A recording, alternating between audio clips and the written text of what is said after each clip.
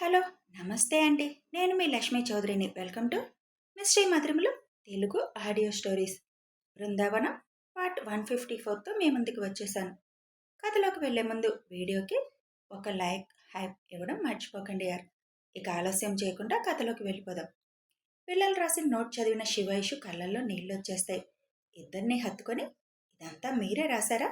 ఎవరి హెల్ప్ అయినా తీసుకున్నారా అని అడుగుతారు. కొన్ని వర్డ్స్ ఎలా రాయాలో అర్థం కాక ఇలా చెప్పాలి అమ్మ వాళ్ళకి అని అంటే ఎలా రాయాలి అని చిన్న మమ్మీ హెల్ప్ చేసింది అంతే. అసలు అలా చెప్పాలని అన్ని మాటలు మీకు ఎలా తెలిసాయి అని అడుగుతారు రావుగారు. అది గూగుల్లో వెతికాం, అమ్మ నాన్నకి ఎలా విష్ చెప్పాలి అని. వాళ్ళేవేవో రాశారు, కానీ అప్పుడు మేమిద్దరం కూర్చొని అమ్మ నాన్న గురించి ఆలోచిస్తూ ఉంటే మాకు ఇలా రాయాలి అనిపించింది. కానీ అవి ఎలా రాయాలో అక్షరాలు మాకు తెలియదు కదా, అందుకే చిన్న పిన్ని హెల్ప్ తీసుకున్నాం. పిన్ని ఎలా రాయాలో నేర్పింది అంతే అని అంటాడు ఆయు. ఈ వయసులో మీకు అలా రాయాలన్న థాట్ రావడమే గ్రేట్ నాన్న. మీ మనసులో భావం చాలా బాగా చెప్పారు. నిజంగానే వాళ్ళిద్దరు ప్రేమకు చిరునామా. అందరి సంతోషాలు కోరుకుంటారు వాళ్ళిద్దరూ అని అంటారు విజయ గారు. సరే సరే, రేపు మాట్లాడుకుందాం ఇవన్నీ. ఇక వెళ్ళండి అన్నయ్య మీరు అని అంటాడు అన్వేష్. ఉండు, ఇంకా ఏదో ఉంది ఇచ్చిన గిఫ్ట్లో అని చూసేసరికి ప్యారిస్లో శివ్ ఐషు స్కై డైవ్కి వెళ్ళినప్పుడు తీసిన ఫోటో ఫ్రేమ్ కట్టించి ఉంటుంది. అరే, ఈ ఫోటో అసలు మేము చూడనే లేదు అని థ్యాంక్ యూ బంగారాలు, లవ్ యూ అంటూ ఇద్దరికి కిస్ చేస్తుంది ఐషు. ఓకే ఓకే, ఇక వెళ్తారా అని అనగానే అసలు మీ గోలేంట్రా అంటాడు శివ్. ఇవాళంతా మీ ఇద్దరికి స్పెషల్ అన్నయ్య. ఇక్కడే గడిపితే ఎలా? ఇప్పటికే 12:30 అయిపోయింది. వెళ్ళండి వెళ్ళండి అంటాడు అన్వేష్ హడావుడిగా. ఇప్పుడు అక్కడికి ఎందుకు అన్వేష్?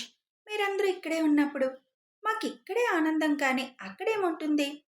రేపు వెళ్దాంలే అందరం అక్కడికి, అప్పుడే చూస్తాను ఆ సర్ప్రైజ్ అని అంటుంది ఐషు. అయ్యో అక్క, అది రేపు చూసే సర్ప్రైజ్ కాదు కానీ వెళ్ళండి వెళ్ళండి అని ఇద్దరిని గుమ్మం బయటికి తోస్తారు అందరూ కలిసి.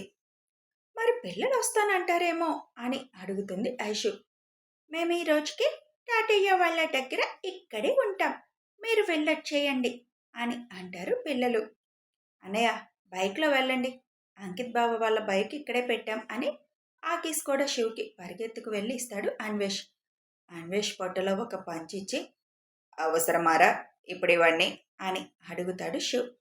శివుని హత్తుకొని మా కోసం అన్నీ ది బెస్ట్ చేస్తావు, ఏదో నీ కోసం మేము చిన్న గిఫ్ట్లా చేశాం, అవసరమే అన్నయ్య, ఇవాళ మీకు స్పెషల్ కదా, ఎంజాయ్ అని చిన్నగా చెప్పి లోపలికి వెళ్ళిపోతాడు అన్వేష్.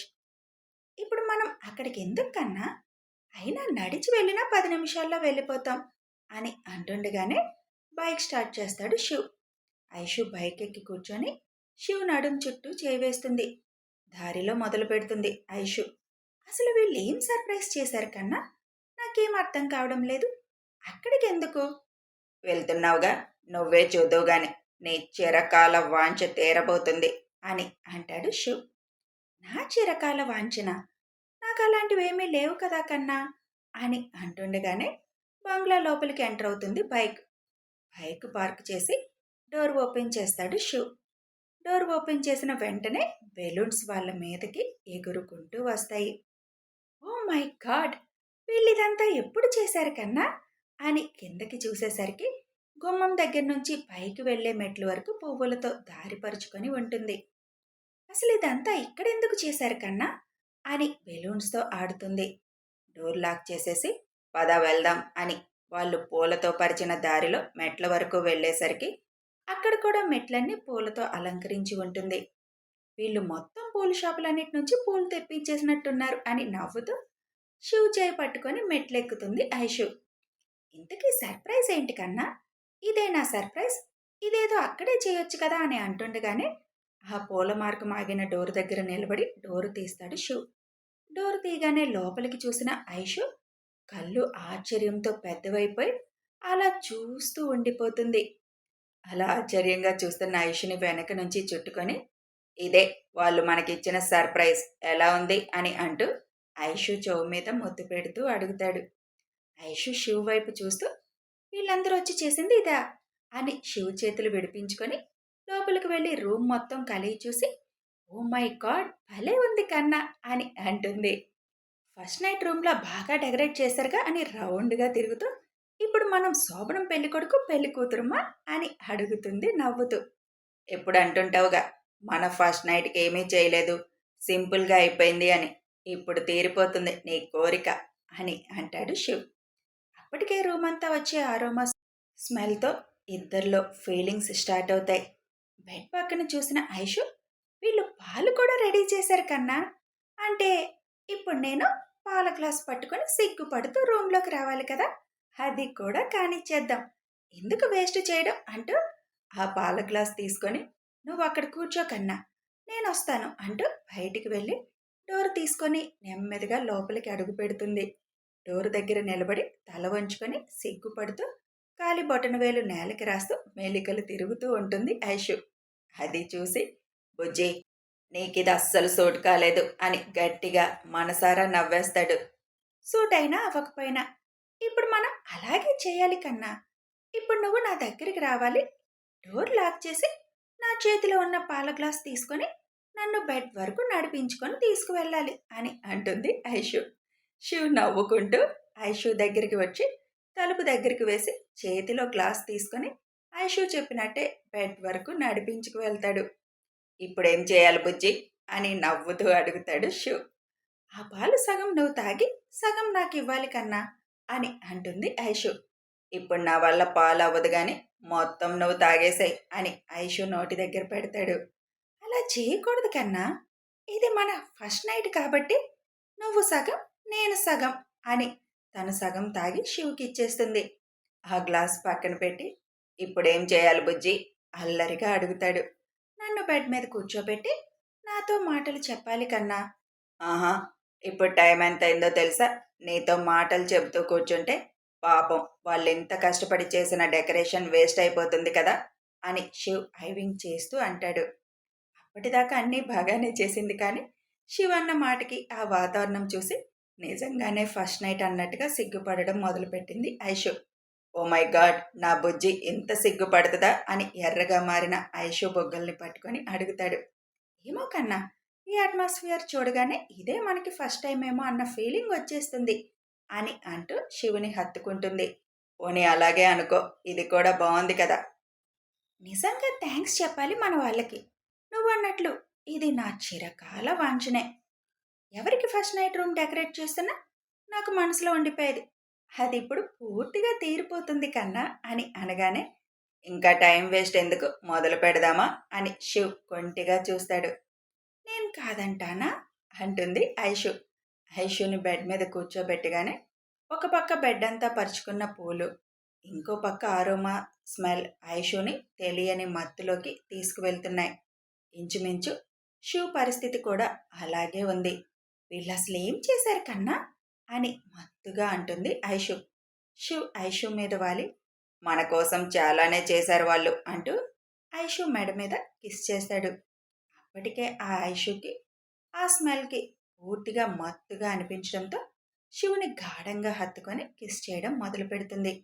అక్కడి నుంచి మొదలై 7 సంవత్సరాలుగా రోజు రోజుకి పెరుగుతున్న ప్రేమని చూపించుకోవడంలో ఒకరికి ఒకరు పోటీ పడడం మొదలుపెట్టారు. ఎన్ని సంవత్సరాలు గడిచినా మా మధ్య ప్రేమ అలాగే ఉంటుంది అన్నట్లుగా ఇరువురు ఒకరిలో ఒకరు ఐక్యమైపోయారు. తెల్లవారే వరకు వారి సయ్యాటలు సాగించి అలసిపోయి నిద్రపోతారు ఇద్దరు. ఉదయాన్నే మెలకు వచ్చిన అన్వేష్ పక్కన సీలింగ్ చూస్తూ దీర్ఘంగా ఆలోచిస్తున్న అమృత కనిపించగానే, పడుకోకుండా ఏం ఆలోచిస్తున్నావమ్మో అని అడుగుతాడు. మనం చేసిన పనికి శివబాబు గారికి కోపం ఏదైనా వస్తే అని ఆలోచిస్తున్నా విష్. ఇప్పుడు ఆలోచించి చేసేదేముంది, అయినా ఎందుకు కోపం వస్తుంది, వాళ్ళ కోసమే కదా చేశాం, అదేం ఆలోచించకుండా కాసేపు పడుకో అని అంటాడు అన్వేష్. తెల్లారింది విష్ బాబు, ఇంకా పడుకోవడం ఏంటి, ఇప్పుడు ఇంత ఉదయాన్నే లేచి ఇక్కడ నువ్వు చేసే పనులేం లేవు కానీ సైలెంట్గా పడుకో. రాత్రి లేటుగా పడుకున్నాం, ఆ కళ్ళు చూడు ఎలా ఉన్నాయో అని అంటూ అమృత చుట్టూ చేతులు వేసి, పడుకో ఇంకా అంటాడు. నాకు అసలు నిద్ర రావడం లేదు, బావగారు ఎలా రియాక్ట్ అవుతారో అన్నది ఆలోచిస్తున్నా. మీ బావగారు ఫుల్గా ఎంజాయ్ చేసి ఉంటారు. కానీ నువ్వు పడుకుంటావా, నేనిప్పుడు మొదలు పెట్టాలా అని అన్వేష్ అనగానే, ఇప్పుడు నువ్వేం స్టార్ట్ చేయకు బాబు అని కళ్ళు మూసుకొని పడుకుంటుంది అమృత. అన్వి, నేను ఈ రోజంతా మీ అన్నయ్యకు కనిపించను. కనిపిస్తే ఆయన చూసే ఉగ్ర చూపులు భరించలేము అని అంటాడు అంకిత్. మా అన్నయ్య మరీ అంత హిట్లర్ ఏమీ కాదులే. ఎందుకంత భయపడుతున్నారు? ఊరికి డెకరేషన్ చేద్దామంటే నువ్వు అన్వేష్ కలిసి ఎఫెక్ట్ ఎక్కువ ఉండాలని చెప్పి ఆ పెర్ఫ్యూమ్స్ అన్నీ వాడేశారు. వాటి గురించి కంపల్సరీ అడుగుతారు మీ అన్న. నాకేం సంబంధం లేదు, మీ చెల్లి తమ్ముళ్ళే చేశారు అని నేను చెప్పేస్తాను అంటాడు అంకిత్. ఇది ఇంకా బాగుంది. ఫస్ట్ నైట్ రోజు అలాగే చేస్తారు కదా ఎవరైనా అని అన్వి అనగానే, వాళ్ళకది ఫస్ట్ నైట్ కాదు తల్లి. సర్ప్రైజ్గా మనం డెకరేట్ చేశాం అంతే. అయినా నాకెందుకులే, మీద తోసేసి నేను తప్పించుకుంటా. మా అన్నయ్య మమ్మల్ని ఏమీ అనడులే, ఇంకా థ్యాంక్స్ చెప్తాడు అని అంటుంది అన్వి. చూద్దాం అది కూడా. నేను పడుకుంటున్నా కాసేపు అని పక్కకు తిరిగి పడుకుంటాడు అంకిత్. 9 అవుతుండగా షూకి మెలకు వస్తుంది. టైం చూసి, వీళ్ళు మామూలు పని చేయలేదుగా, వీళ్ళు చేసిన పని వల్ల ఇంతసేపు మత్తుగా పడుకున్నాను అనుకుంటూ మత్తుగా నిద్రపోతున్న ఐషుని చూసి, బుజ్జి గెటప్, టైం చాలా అయింది అని లేపుతాడు. బాగా నిద్ర వస్తుంది కన్నా, కాసేపు పడుకుంటాను అంటూ శివుని హత్తుకొని పడుకుంటుంది. చాలా టైం అయిందిరా, లే ఇంకా అని శివు లేపబోతుంటే, కాసేపు పడుకో కన్నా, నీకు కూడా నిద్ర లేదు కదా రాత్రి అని అంటుంది ఐషు. టైం 9 అయింది, ఇంకా పడుకుందామా? వెంటనే కళ్ళు తెరిచి, ఏంటి 9 అయ్యిందా? ఉదయాన్నే గుడికి వెళ్ళాలనుకున్న మన ప్రోగ్రాం మిస్ అయిపోయిందిగా కన్నా. అందుకే కదా లేవమంటున్నాను, లే వెళ్దాం అని లేచి, వీళ్ళు అన్నీ చేశారు కానీ మనకి డ్రెస్ కూడా పెట్టుంటే బాగుండేదిగా, ఇక్కడే ఫ్రెష్ అప్ అయ్యేవాళ్ళం అని అంటూ ఉండగానే అన్వేష్ నెంబర్ నుంచి మెసేజ్ వస్తుంది. మీ ఇద్దరి కోసం డ్రెస్సులున్నాయి కబోర్డ్లో అని ఉంటుంది ఆ మెసేజ్లో. మన వాళ్ళన్నీ ప్రిపేర్గా చేశారు, బట్టలున్నాయి, వెళ్ళి తొందరగా ఫ్రెష్ అయితే దగ్గరే కదా గుడికి వెళ్దాం, లేదంటే నువ్వు ఈ రోజంతా ఏమీ తినవు. నువ్వు అటు తిరుగు కన్నా. ఏంటి రాత్రి ఎఫెక్ట్ ఇంకా తగ్గలేదా ఏంటి? తెగ సిగ్గుపడుతున్నావు నా దగ్గర. 7 ఏళ్లుగా నిన్ను చూస్తున్నదే కానీ లేబు చెయ్యి. నువ్వు ఇక్కడ ఇలాగే లేట్ చేస్తే గుడి ప్రోగ్రాం క్యాన్సిల్ అయిపోతుంది, నీ ఇష్టం అంటాడు శివ్. అంటే కొంచెమన్నా ఎఫెక్ట్ చూపించాలి కదా కన్నా అంటూ బ్లాంకెట్ చుట్టుకొని లేచి వాష్రూమ్లోకి వెళ్ళిపోతుంది ఐషు. అప్పుడే మైక్ ఫోన్ చేస్తాడు. శివ్ ఫోన్ లిఫ్ట్ చేయగానే, happy anniversary my dear friend అని చెబుతాడు. థ్యాంక్ యూ అని శివ్ అనగానే, మా సిస్ ఎక్కడా అని అడుగుతాడు మైక్. ఒక 10 నిమిషాలు ఆగి చేయిస్తానులే, తను వాష్రూమ్లో ఉంది అని శివ్ అనగానే, ఓకే ఓకే అని కాల్ కట్ చేస్తాడు మైక్. వెంటనే కిరణ్ నుంచి ఫోన్ వస్తుంది. ఫోన్ లిఫ్ట్ చేయగానే విష్ చేస్తాడు. ఇంతకీ ఎలా ఉంది శ్రావణి వాళ్ళ నాన్నగారికి అని అడుగుతాడు శివ్. ప్రస్తుతం ఇంకా ఐసీయూలోనే ఉన్నారు, భయపడాల్సిన పని లేదు. రిపోర్ట్స్ అన్నీ రావాలి, వస్తే తెలుస్తుంది ఎక్కడెక్కడ ప్రాబ్లం ఉందనేది. అసలు అలా ఎలా డాబా మీద నుంచి పడిపోయారా ఆయన? సైడ్ వాళ్ళు ఉంటుంది కదా, దానికి అనుకొని నిలబడే ఫోన్ మాట్లాడుతుంటే అది పడిపోయిందంట. అది ఎప్పటి నుంచో బీటల వారి ఉన్నా అలాగే వదిలేశారు. అదే ఇప్పుడు ఆయన్ని హాస్పిటల్లో పడేసింది. సరేలే, అవసరమైతే మన హాస్పిటల్కి షిఫ్ట్ చేశాయి, ఉంటాను మరి అని కాల్ కట్ చేస్తాడు శివ్. కన్నా వెళ్ళి ఫ్రెష్ అని ఐషు బయటకు వచ్చి చెబుతుంది. శివ్ కూడా స్నానం చేసి రాగానే ఇద్దరూ కలిసి గుడికి వెళ్ళి అర్చన చేయించుకొని ఇంటికి స్టార్ట్ అవుతారు. కన్నా ఇంకా మత్తుగా ఏదోలా ఉంది, ఏంటి? మన వాళ్ళు అవసరానికి మించి చేశారులే కొన్ని, ఆ ఎఫెక్ట్లే అని అంటాడు గేట్ లోపలికి బైక్ పోనిస్తూ. బైక్ సౌండ్ వినగానే కుర్ర గ్యాంగ్ అంతా లోపలికి పరిగెత్తి వెళ్ళిపోతారు. కథ కొనసాగుతుంది. మరి ఇప్పుడు వాళ్ళు భయపడినట్టే శివ్ వాళ్ళకి పనిష్మెంట్ ఇస్తాడా? తెలియాలంటే రేపటి వరకు వేచి ఉండండి. ఇక వీడియో నచ్చితే ఒక లైక్ చేయండి, షేర్ చేయండి, కామెంట్స్ రూపంలో మీ అభిప్రాయాలు తెలియచేయండి. సబ్స్క్రైబ్ చేసుకొని ఛానల్ సపోర్ట్ చేయండి. Thanks for watching.